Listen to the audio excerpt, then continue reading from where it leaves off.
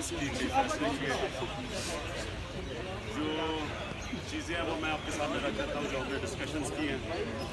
سب سے پہلے تو ختم نبوت ہم یہ سمجھتے ہیں کہ گورنمنٹ کا خود فیصلہ تھا راجہ ظفر الحق کمیٹی بنانے کا. انہوں نے ہمیں بتانا تھا کہ کون ذمہ دار تھا وہ امینڈمنٹ لانے کے لیے جو امینڈمنٹ بنانے کے لیے 23 دن لگائے 1974 کے اندر پاکستان کی پارلیمنٹ میں ڈیبیٹ کیا, وہ امینڈمنٹ لے کے آئے اور اس امینڈمنٹ کو جس خفیہ طریقے سے ہٹایا گیا یہ اس وقت ساری قوم ڈیمانڈ کر رہی ہے اور یہ ایشو ختم نہیں ہونے والا. یہ وہ چیز نہیں ہے کہ جس طرح خواجہ آصف نے کہا تھا میاں صاحب فکر نہ کرو لوگ پینما بھول جائیں گے.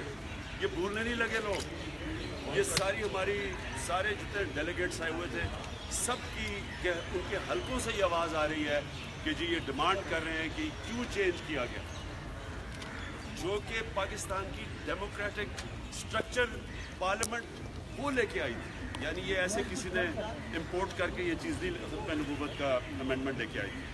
دوسری چیز ہم نے فیصلہ کیا ممبرشپ کیمپین بھرپور طریقے سے لانچ کریں سارے پاکستان میں, اور یہ اصل میں ہماری الیکشن کی بھی تیاری ہے, ممبرز بنائیں اپنی اور پارٹی تیاری کریں الیکشن کے لیے. تیسرا پختونخوا اور فاٹا کا مرجر, ہم سمجھتے ہیں کہ یہ بڑی خطرناک گیم کھیل رہا ہے مولانا فضل الرحمان. اس کے پیچھے صرف ایک وجہ ہے کہ گورنمنٹ اور مولانا فضل الرحمان ڈرے ہوئے ہیں کہ اگر کے پی اور فاٹا کا مرجر ہوتا ہے تو تحریک انصاف کو فائدہ ہوگا. اصل میں یہ بڑی خطرناک اس لیے ہے کہ وہاں بالکل ایک خلا بنی ہوئی ہے, ایک ویکیوم ہے قبائلی علاقے میں. پرانا نظام ختم ہو گیا اور ہمیں خطرہ یہ ہے کہ افغانستان سے اگر یہ اسی طرح خلا رہی, ویکیوم رہی, تو پھر سے دہشت گردی شروع ہو جائے گی, جو کہ بڑی مشکل سے پاکستانی فوج کے آپریشن نے وزیرستان کے لوگوں نے قربانیاں دی. نارتھ وزیرستان خالی ہوا, ابھی بھی وہاں تباہی ہے. اتنی بڑی قربانیوں کے بعد اگر یہ اسی طرح رہی خلا تو یہ آنے والے دنوں میں ہمیں ڈر ہے, ہمیں ساری رپورٹ سے ہیں کہ پھر سے دہشت گردی شروع ہو جائے گی. لہٰذا ہم ڈیمانڈ کرتے ہیں کہ اس کو فوری طور پہ پختونخوا کے ساتھ ضم کیا جائے.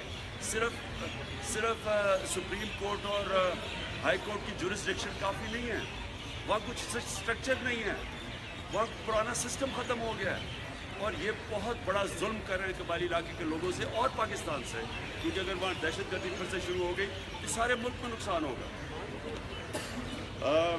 تیسری چیز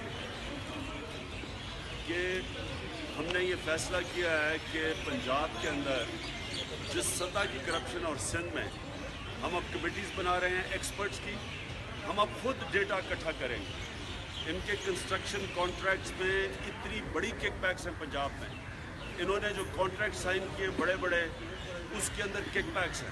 ایک پکڑا گیا جو میٹرو کے اندر, اب ملتان میٹرو میں وہ تو سامنے آ گیا, وہ تو اب نیب کے سامنے آ گیا, لیکن باقی میٹروز میں اور اورنج ٹرین میں خاص طور پہ ہم اب ڈیمانڈ کریں گے کہ اورنج ٹرین جو 200 ارب روپیہ ہمارے ٹیکس کے پیسے سے بن رہی ہے, وہ خفیہ کانٹریکٹ کیسے ہو سکتا ہے, کانفیڈینشیل کیسے ہو سکتا ہے. اسی طرح ایل این جی کا کانٹریکٹ ہے وہ بھی کانفیڈینشیل ہے. یہ میگا کرپشن ہے, میگا پروجیکٹس بناتے ہیں اس میں سے بڑا پیسہ نکالتے ہیں.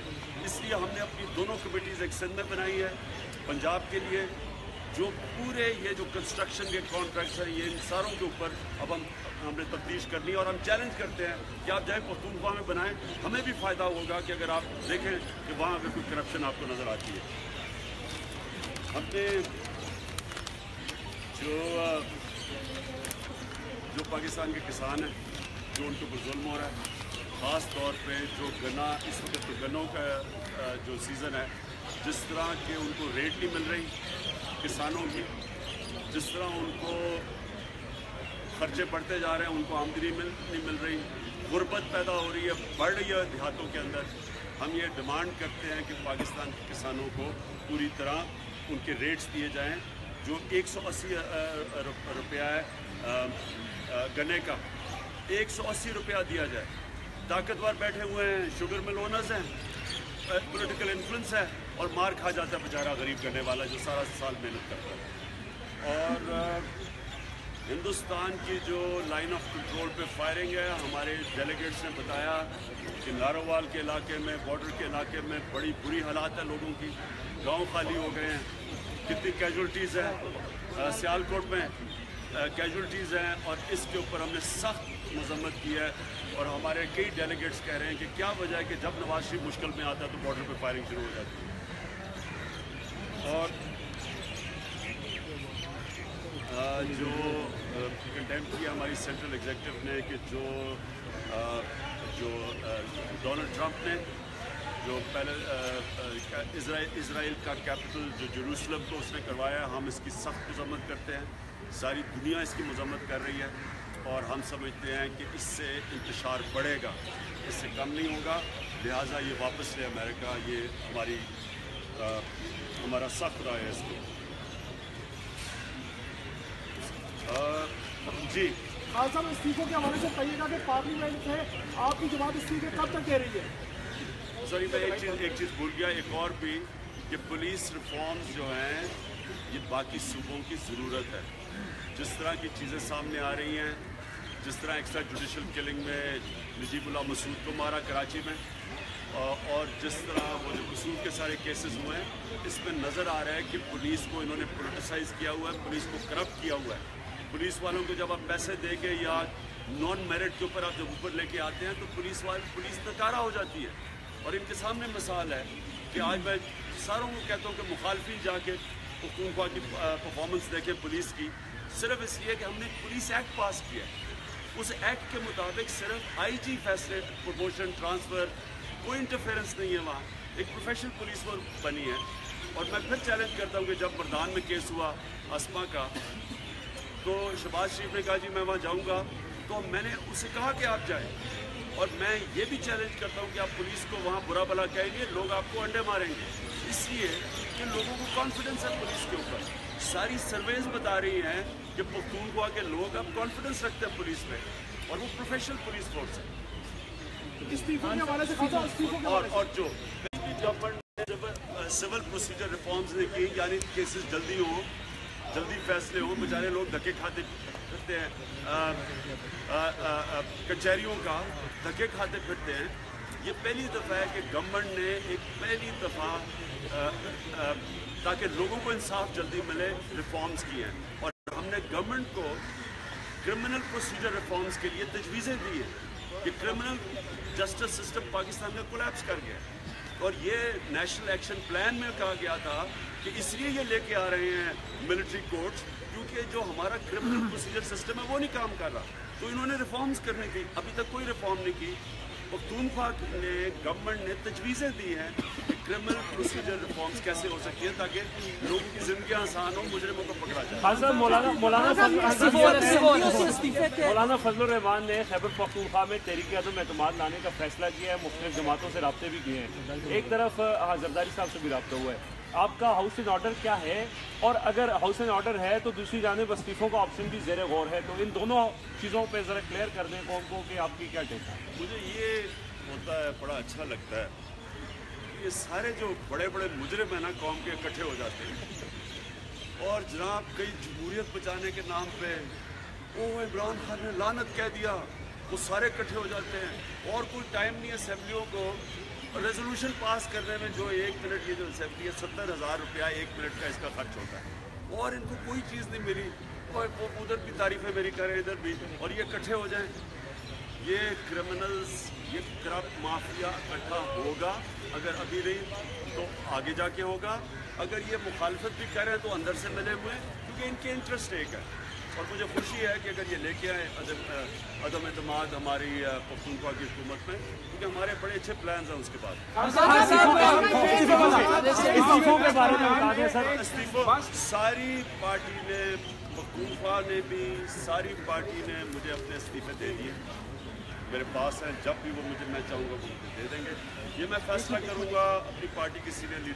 खान साहब ये बताएं, खान साहब ने कहा कि मैं मशवरे पर अमल करूंगा, लेकिन शेख रशीद ने अभी 3 बजे प्रेस कॉन्फ्रेंस में कहा कि खान साहब ने मुझे रोक दिया। सुबह रोका था, सुबह रोक सको तो रोक लो। 1 हफ्ते के लिए खान साहब शेख रशीद मेरे से बहुत ज़्यादा तजर्बाकार सियासतदान है। हम दोनों मुशावरत करेंगे और इंशाल्लाह ये इस्तीफों को। खान साहब एक सेकंड बनाया गया राय हसन को, उस हवाले से क्या कहते हैं? किसको? राय हसन को टेस्ट पंजाब में। खान साहब ये आज ज़ैनब का जो है, आज वो पता ये चल रहा है कि जो कातिल था उसका सुराग लगा लिया गया। आसमा का अभी तक कोई आता पता नहीं, और कल एक बहुत बड़ा वाक़या हुआ है शब कदर में, उस हवाले से आप क्या कहेंगे? कि मुझे पता है कि आप जियो का रिपोर्टर हो और मुझे पता है कि आपने बात ऐसी कर दी है। मैं इससे आपको मैं पहले बेहतर बात बता देता हूँ। मैं ये बता रहा हूँ कि खुशखबरी आपको ये होनी चाहिए कि बड़ी ज़बरदस्त हम नैब के लिए शकील रहमान के ऊपर पूरा हमने तैयार की है पिटीशन, नैब में लेके जा रहे हैं कि देखें एक मीडिया हाउस का जो ओनर है वो बाहर से फंडिंग लेके पाकिस्तान की मीडिया एजेंडा सेट कर रहा है। ये क्राइम है, ये जुर्म है। यानी मैं अगर बाहर बैठा हूँ, मैं किसी से भी बाहर से पैसे लेके पाकिस्तान की सलामती के ख़िलाफ़ काम कर सकता हूँ। जो ISI चीफ को इन्होंने जलील किया सारा दिन, पता चलना चाहिए कि ये मीर शकील रहमान की फंडिंग किधर से रही है। हमने अब नैब में जा रहे हैं, हमारे पास बड़ी अच्छी चीज़ें मिल गई हैं, तो इंशाल्लाह ये जियो पर सही सवाल इसका मुजरिम पकड़ा गया है, कुछ कहेंगे? इसका ज़ैनब कत्ल केस का मुजरिम सर अभी एयर वाई वाले पूछ रहे हैं। मुझे भी आइडिया नहीं है। अच्छा खान साहब, 4 महीने हो गए, एक पहले नहर में चल रहा है नवाज शरीफ के बच्चों का और नवाज शरीफ का, 4 महीने हो गए, 2 महीने रह गए 28 फरवरी में, क्या अंजाम देख रहे हैं उसका भी आप? देखिए, मैं नवाज शरीफ को तो मैंने कभी भी जो वो आजकल बातें कर रहे हैं, मैंने कभी ऐसी बातें सुनते नहीं देखा, क्योंकि मासूम और मजलूम बन जाते थे। आज उनका असली चेहरा सामने आ गया। लेकिन जो खौफनाक चीज़ है वो ये कि वो पाकिस्तान के सुप्रीम कोर्ट को जिस तरह अटैक कर रहे हैं और जिस तरह उन्होंने ओपनली कह दिया कि केस वापस करो, यानी उनको आदत पड़ी हुई है जस्टिस कयूम्स की कि जो टेलीफोन करके कहो जनाब ये फैसला कर दो। ये पहली दफ़ा एक पाकिस्तान की अदालत ने शरीफ ख़ानदान को तलब किया, ये पहली दफ़ा हुआ। हमेशा किसी ना किसी तरह बच जाते थे, इतने बड़े केसेस हैं, इनको कोई पकड़ता नहीं था। ये पहली दफ़ा पाकिस्तान की अदालत ने इनको पहला फैसला किया और अब इनको सज़ा मिलने जा रही है। तो नवाज शरीफ जो अब ये कर रहा है, सिर्फ एक मकसद है, किसी ना किसी तरह वो जो कन्विक्शन होने जा रही है अगले महीने की आखिर में, उस कन्विक्शन से बच जाए। क्योंकि अगर मनी लॉन्ड्रिंग के अंदर कन्विक्शन हो गई तो इनके जो अरबों डॉलर, रुपए नहीं, अरबों डॉलर की बाहर प्रॉपर्टीज पड़ी हैं, सारी फ्रीज हो जाएगी। ये सारा शोर मचाया जा रहा है, ये जलसे किए जा रहे हैं सिर्फ एक मकसद से। और दूसरी तरफ शहबाज शरीफ को देखो कि एक दहला भी पकड़ा गया तो मैं छोड़ दूंगा। मैं पूछना चाहता हूँ कितने 100 अरब का शहबाज शरीफ का दहला है, कितने अरबों का है ये? क्योंकि जो इनके करप्शन के केसेस सामने आ रहे हैं, जिस तरह की करप्शन की है शहबाज शरीफ, अब तो हम आपके सामने लेके आएंगे कि मेट्रोज के ऊपर, ऑरेंज ट्रेन, इनके 1000 अरब के इनको सड़कों के कंस्ट्रक्शन के कॉन्ट्रैक्ट्स हैं, 1000 अरब। और हमारा ख्याल ये है कि इसमें से कम इन्होंने 30-40% इनकी जेब में गया है और इंशाल्लाह ये हम सामने लेंगे। और शहबाज शरीफ का नैब को अटैक करना, यानी एक तरफ कह रहे हैं कि मैं तैयार हूँ, मैंने 1 साल सुप्रीम कोर्ट में जवाब दिए।